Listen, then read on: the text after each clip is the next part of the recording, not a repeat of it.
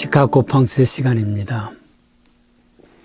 개혁자 마르틴 루터의 고백입니다. 어느 날 꿈을 꾸었는데 사탄의 선교 보고에 참여했습니다. 사회자는 악마 루시퍼였습니다. 여러 작은 사탄들이 그동안 자신들이 이룩한 선교 보고회를 받는 그런 장소란 말이죠. 한 작은 마귀가 말합니다.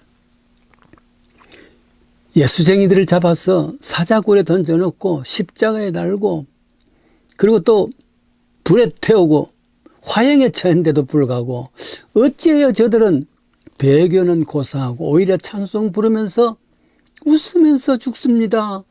예수쟁이에게는 환난이나 핍박이나 이런 것을 통해서 저들의 영혼을 타락시킬 수는 도저히 없습니다. 어떡하지요? 선교 보고회가 아니라 선교 실패 보고회 같습니다. 둘째 마귀가 보고를 합니다. 저는 예수쟁이 타고 있는 큰 배가 있었는데 그 배를 바다에 수장시키도록 그렇게 풍랑을 일으켜서 다 침몰시켰습니다. 그런데도 불구하고 내 주를 가까이 하게 하면 찬송을 부르면서 기꺼이 죽어가고 있지 않습니까? 한 영혼도 빼앗지를 못했습니다. 어떡하지요? 이때 저 구석에서 묵묵히 듣고 있던 늙은 마귀가 말합니다. 이 사람들아, 그런 방법으로 예수쟁이들의 영혼을 뺏지 못해. 도리어 저들의 신심만, 믿음만 더 커질 수밖에 없는 거야. 내 방법은 이거야. 즉, 잘 나가는 교회, 은혜로운 교회, 만사형통이라는 교회, 큰 교회에 가서 한두 사람에게 시기심을 뿌리는 거야.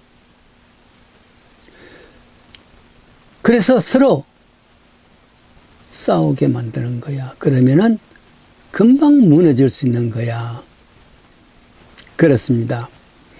저들의 가슴에 불안이라는 심리를 심어줌으로 말미암아 그 불안이 커서 서로 의심하게 되어지고 서로 또 정말 저들 스스로에게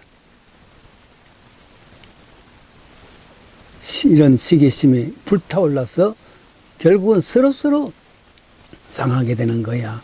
이게 그 방법이야.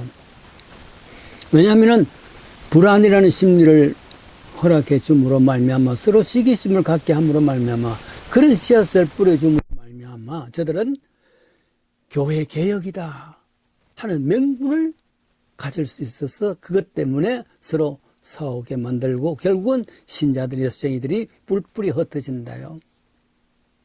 그렇습니다. 그렇습니다. 불안은 죽음에 이르는 병이라고 철학자는 말합니다.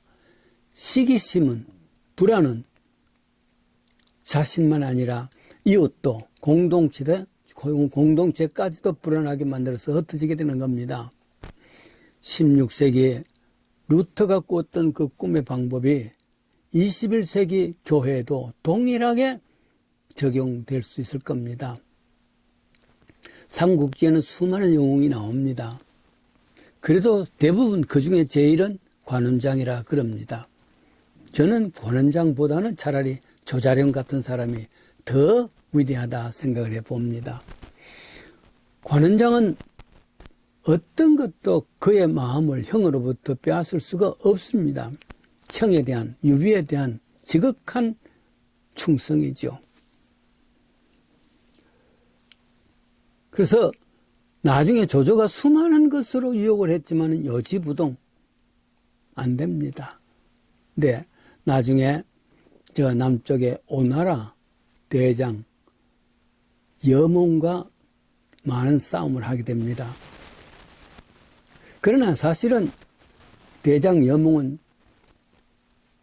관원장과는 비교할 수가 없습니다. 그러나 비교할 수 없는 무예라 할지라도 여몽은 사람의 심리를 잘 파악을 합니다. 그래서 어느 날 또 관원장에게 패하고 난 뒤에 적의 장수가 되는 관원장에게 많은 선물을 주고 또 편지를 줍니다. 과연 적의 장수지만은 관원님은 그 무에는 누가 따를 자가 없소이다 칭찬도 하고, 여기 소장이 감격해가지고 작은 선물을 보내드립니다. 받아주십시오. 장군님이 적토마를 타고서 청령들을 휘두르며 그 긴 수염을 날리면서 참 군중 속에 들어갔을 때 그 모습은 차마 누구도 적대할 수가 없나이다. 그러면서 한 말이, 칭찬을 실컷 해놓고 난 뒤에 한 말입니다. 한 가지 의문이 있습니다.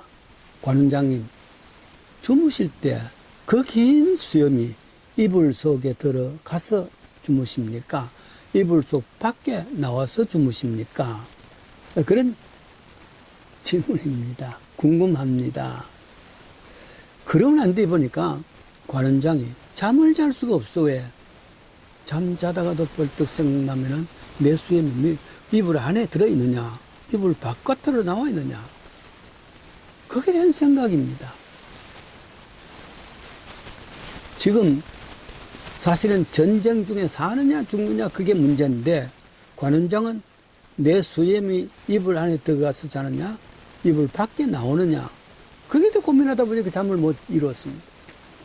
사흘째 되는 날, 결국 여몽이 쳐들어와서 결국 사로잡히게 돼주고 죽음을 당하게 됩니다. 이때 관원장의 수염은 불안이 되었고, 그 불안은 죽음에 이르는 병이 되었지 않습니까? 교인 중에 혹은 타국으로 혹은 한국으로 이사를 할 때에 제가 늘 카드에 하나님 말씀을 인용해서 카드 한 장씩 줍니다. 대부분 이사야서 41장 10절입니다. 두려워 말라, 내가 너와 함께 함이니라. 놀라지 말라, 나는 내 하나님이 됨이니라. 내가 너를 굳세게 하리라. 참으로 너를 도와주리라. 나의 의로운 오른손으로 너를 붙들리라. 이런 말씀을 줍니다. 그리고 혹은 병상에 계시는 분들, 어려운 가운데 있는 분들은 이사야서 43장 1절을 이야기합니다. 너는 두려워 말라. 내가 너를 구속하였고 내가 너를 지명하여 불렀나니 너는 내 것이다. 네가 불 가운데 지날 때도 함께 할 것이고 강을 건널 때 물이 너를 침몰치 아니할 것이며 네가 불 가운데 있을 때라도 타지 아니할 것이요 불꽃이 너를 사르지 못하리니. 모든 것이 다 두려움과 불안에 대한 하나님의 말씀이기도 합니다. 누군가 성경을 카운트했는데 두려워 말라 하는 내용이 성경에 366절이 있다 그럽니다. 1년이 365일입니다. 혹 몇 년마다 한 번씩 2월달은 29일이 됩니다. 따라서 그것까지 다 합해서 366일. 말하자면 매일 한 번씩은 두려워 말라 메시지를 주시는 하나님이시다. 그런 말씀이죠.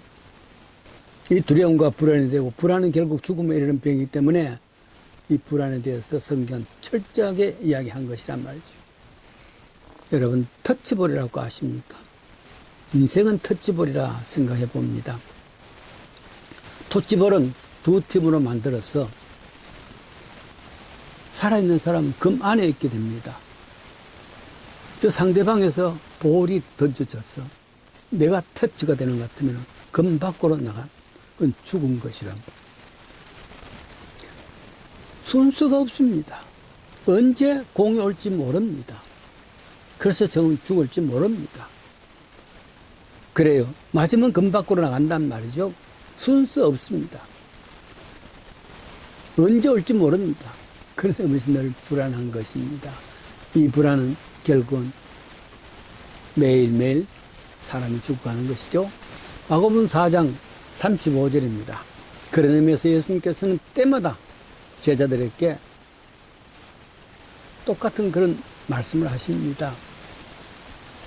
폭풍으로 배가 뒤집힐 정도가 되어졌습니다. 그런데 예수님께서는 주무시고 계셨습니다. 그래서 이 폭풍우 가운데 제자들은 공포와 불안 속에서 주무시고 계시는 예수를 깨웁니다. 주여 구원하소서, 우리가 죽게 된 것이 모르십니까? 예수님께서 일어나서 폭풍과 그 바람을 잔잔케 하셨습니다. 그리고 하신 말씀 있지요. 어찌하여 무서워하느냐? 믿음이 적은 자들아, 꾸중하셨단 말이죠. 그렇습니다. 인생은 터치볼입니다. 언제 공이 맞을지 모릅니다. 그래서 불안입니다. 그러나 불안은 믿음이 적어서 생기는 마음의 병이라 그렇게 했습니다. 예수님께서 옆에 계시는데 제자들은 불안할 필요가 없습니다.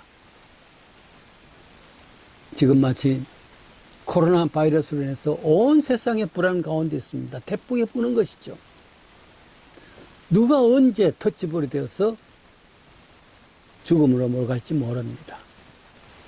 그러나 어찌하여 무서워하느냐? 이것은 내가 이 배의 사공이시고 내가 이 배를 주인이신데 왜 이렇게 두려워하느냐? 그런 말씀입니다. 비록 인생은 터치볼에 불과한 것이라 할지라도 주님이 나와 함께 계신다는 이 사실을 다시 한번 확인하면서 믿을 때에 우리는 이 불안을 능히 이길 수가 있을 줄 믿습니다. 불안은 죽음에 이르는 병입니다. 예수님은 나의 인생의 주인이시고 사공으로 계십니다. 그를 믿는 믿음이 더욱더 깊어지는 이 불안의 세대가 되기를 원합니다.